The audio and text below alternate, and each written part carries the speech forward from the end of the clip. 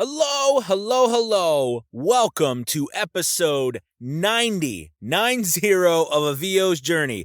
My name is Anthony Pica, and this podcast is all about helping the new and upcoming voiceover artist grow their business and sidestep all of the junk that I step on. So today, I'm actually really excited to be doing the 90th episode, and I wanted to do something special. So I'm going to talk about Fiverr today, and I'm going to talk about something that I think is critical to your Fiverr business, and it might be a little hard to listen to for some people, but I'm going to talk about it, and I want people to listen because I see a lot of people struggling on Fiverr, and then I see a lot of people succeeding on Fiverr, and so many people who are struggling can't figure out why, and I want to talk about that, okay? All right, let's do it. This is VO's Journey.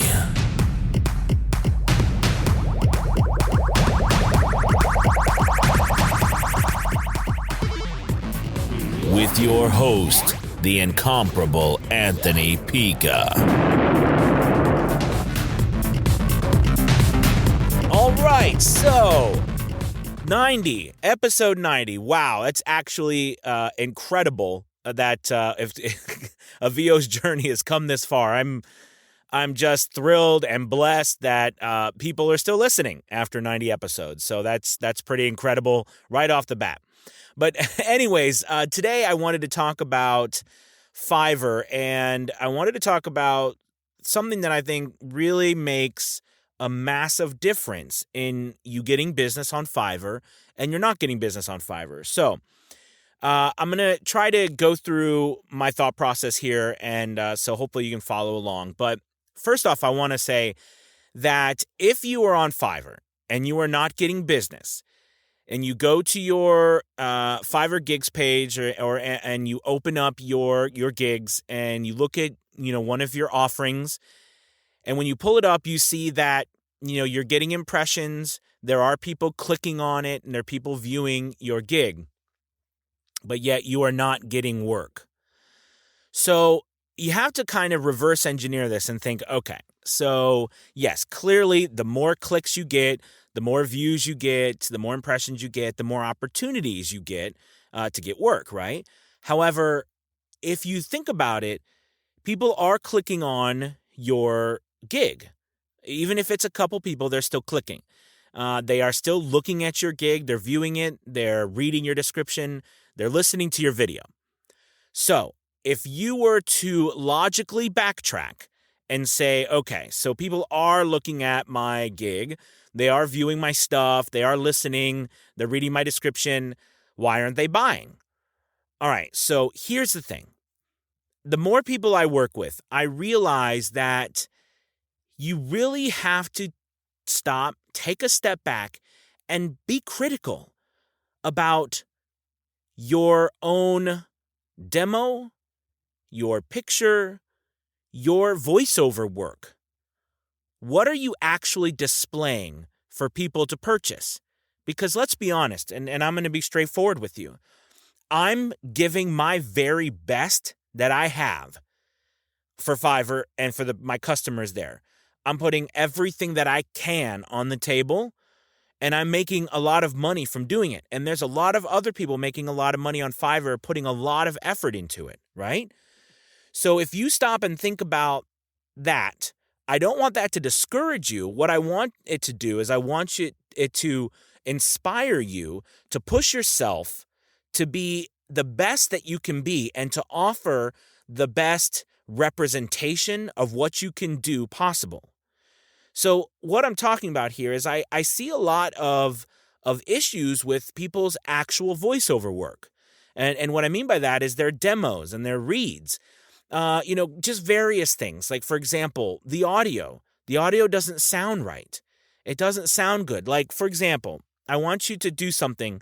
I want you to go to Fiverr, for your gig, and I want you to look through the top-rated sellers or the people on the front pages and play, click play. Listen to the sound of their them talking or their demo, and then click yours and see how that matches up. You know what I mean? See what it sounds like. And if it is not matching up at all, okay, you started to identify some of the challenges that you might be having with competition, okay? Because the reality is that these people are searching for the very best they can get, and a lot of times the best price. But I have to tell you, I'm seeing a lot of people who are not as concerned with the price. And like, for example, I woke up this morning, and today is July 5th, and I had a couple orders, each one for over $100, and they were brand new people on Fiverr, paying commercial broadcast rights for 150 words. Each order was over $100 each. So, there's people coming onto Fiverr who are not coming onto Fiverr to pay cheap rates. Do you know what I mean? They're coming onto Fiverr looking for talent, and they know that more and more talented people are on Fiverr. And I know that you're talented, but you have to represent yourself in a way that makes you look good. It's like staging a house. The house can be gorgeous, but once you stage it right, that's when people buy it.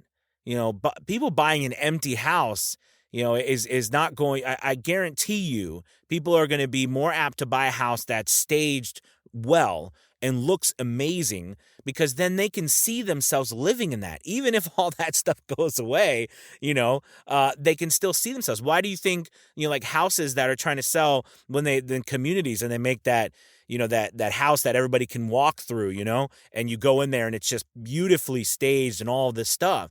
If that didn't matter, they wouldn't put anything in there. They wouldn't waste the money.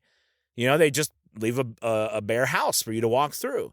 But it looks so much better because it gives you the potential. And that's what I want you guys to think about. You've got to give people the potential that they can get by working with you. And if the potential you give them is a picture of you sitting on the couch with your dog, all right, or a picture that, your spouse or your kid or a selfie you took, and then the demo is not your very best offering. And it could be a variety of reasons that your demo is not the very best. It could be that your sound isn't right, or it could be that you're not firing on all cylinders yet for your reads. And again, it's taken me over 1,000 voiceovers and all of this stuff just to finally feel like I am hitting my groove with feeling comfortable in my reads and the style in which I'm offering people. And all the book, and that's 1,000 voiceovers, not the books I've done, which has been tons of books, right? Hundreds of books. So I've done a lot over the last, 3 years, a lot. And it's just now that I feel like I'm finally hitting somewhat of a stride when it comes to me recognizing how I can express myself in a manner in which I sound like me, but at the same time, I can be exciting and I can be serious. And I know a couple of tricks now on how to do documentary style stuff, how to do, that next door neighbor or that emotional type of read, with some mic tricks and different things like that. But what I'm trying to get at is you've got to listen, you guys, compare. And this is not meant to make you feel like you suck, because you don't.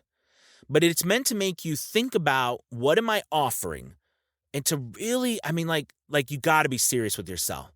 You got to be realistic. And if you find that your work is not where you need to be, then the simple solution is practice. Practice, practice, practice. Start listening to other people and practice trying to copy the pitch, the cadence, the variations, the feelings that they are generating with their speaking. You try to generate those feelings.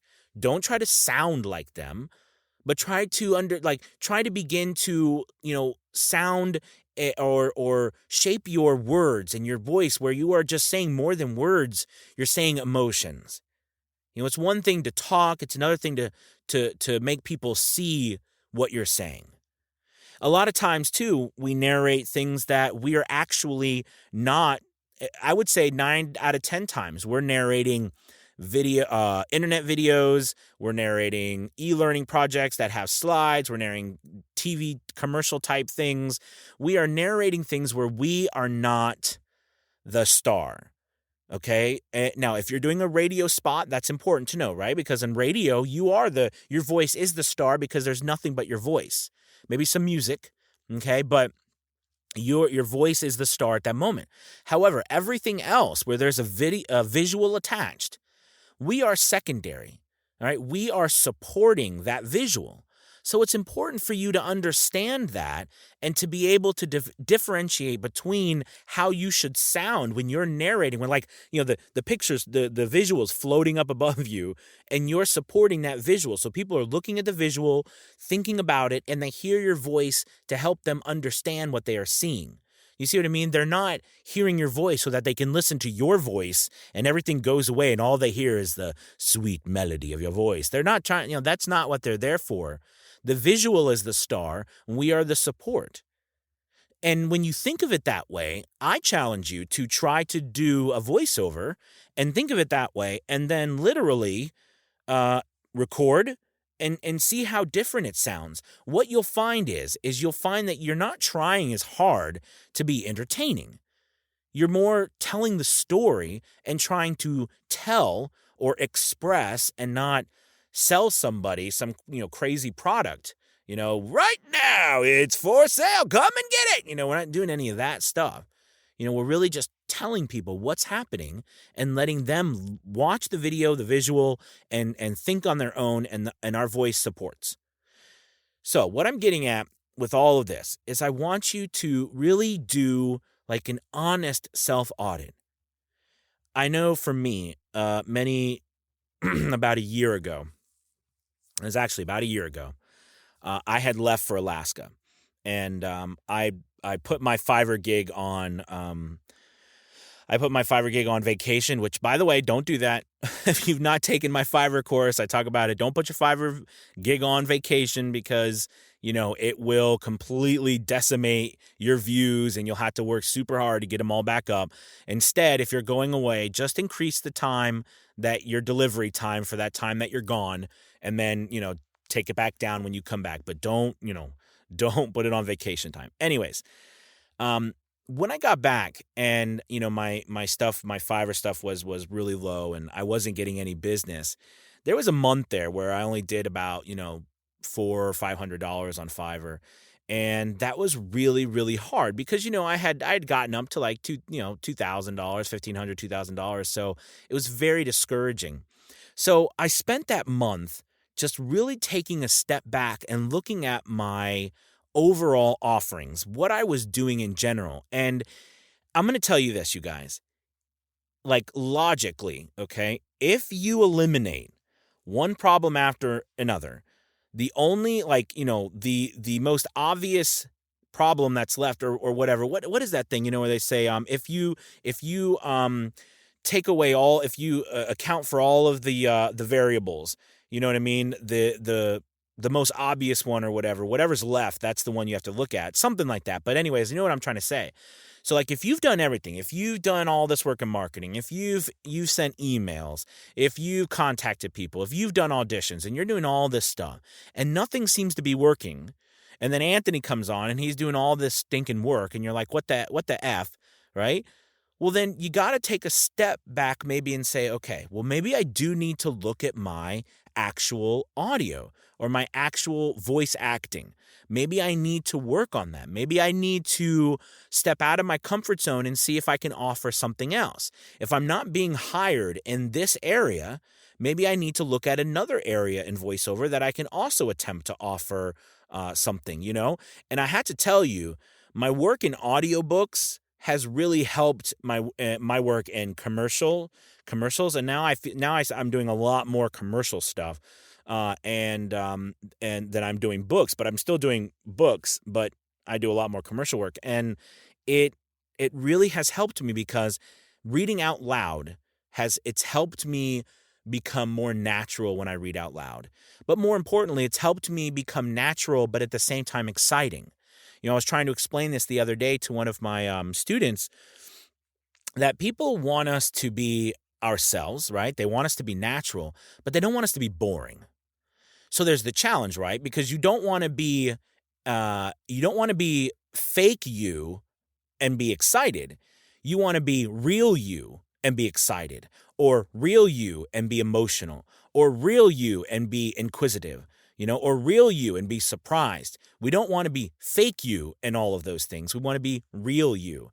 And there is a difference there, right? There is a clear difference between being the real you and the fake you. It's like when people step on stage, they get, I'm on stage now. That's why I've changed the way I am. Same thing with sometimes when we get in front of a mic. We're like, hey, yeah, it's going well. I'm in front of a mic now and I'm doing a voiceover. I mean, that's not, there is I don't know if it's a mental thing that we have. And we've got to break that and really work hard to beat it out of us. And there's many different ways you can do that. Sometimes it's literally just a change of mindset. And sometimes it is so ingrained in our minds that the only way to beat it out of ourselves is to do so much reading out loud. I mean, I'm not saying this is easy, guys, but I'm saying, just to continue to read out loud. And for me, reading audiobooks and doing so much audiobooks, especially the really long ones, it just helps you become more comfortable with reading out loud, listening to your voice, especially when we first start off. Most of us hate the sound of our voice, and a lot of people just never like the sound of their voice, and, it's one of those things where you got to get used to the sound of your voice and knowing what people want to hear, what people don't want to hear. And if you're struggling even knowing what people want to hear and what people don't want to hear, that means you're not listening to enough of other people who are doing work. Okay? And we have so much access to all of those people everywhere. I mean, voiceover, all you got to do is go to any site, voice.com, Fiverr, Voice123, any of these sites where people where you can find people, ACX. I mean, ACX is, where you can find people's demos, YouTube. I mean, you can listen to what professional voiceover artists are sounding like, and it will help you to at least start to get an idea of maybe where you are needing some work, okay? That's important. It's important to always try to better yourself. And if you are struggling, especially on Fiverr with not getting work, because guys, there's so much work on Fiverr, it's ridiculous. If you are struggling not getting work, one of the first things you want to do is really look at your demo and your offering and how well your actually acting is. I mean, maybe you read okay, but honestly, maybe it's boring to listen to you. Maybe you got to find a way to be less boring. Now, again, I know that sounds mean, but I'm being honest with you because it breaks my heart because I see a lot of people struggling and they're doing everything they can, but working on becoming better voice actors. So if you're not working on becoming a better voice actor, that's what you should be doing all the time. You should always be improving. It doesn't matter how much money you're making. You should always be trying to improve. All right, well, I'm jumping off my soapbox. I'd love to hear some things, some thoughts about this. Message me. The only thing about Buzzsprout is I don't think you can leave comments, which I don't like, unless people have mean things to say, which again, I guess I do like. But no, everybody's always wonderful. So, but anyways, like it, share it with somebody who you think you needs to see it. Subscribe so you can, hear when the next one comes out. And also, by the way, if you get an opportunity, it would be so awesome if you could go to iTunes and leave a review on iTunes. And that way, more people can benefit from seeing this. And usually what I do is I check that. If anybody leaves a review, I give them a shout out here on the podcast and thank them and everything. So I'll be looking for the person who leaves a review. All right, you guys, thank you so much. Have a wonderful, wonderful, wonderful weekend. Hope you had a good 4th, which was yesterday. And I will talk to you soon. All right? Peace.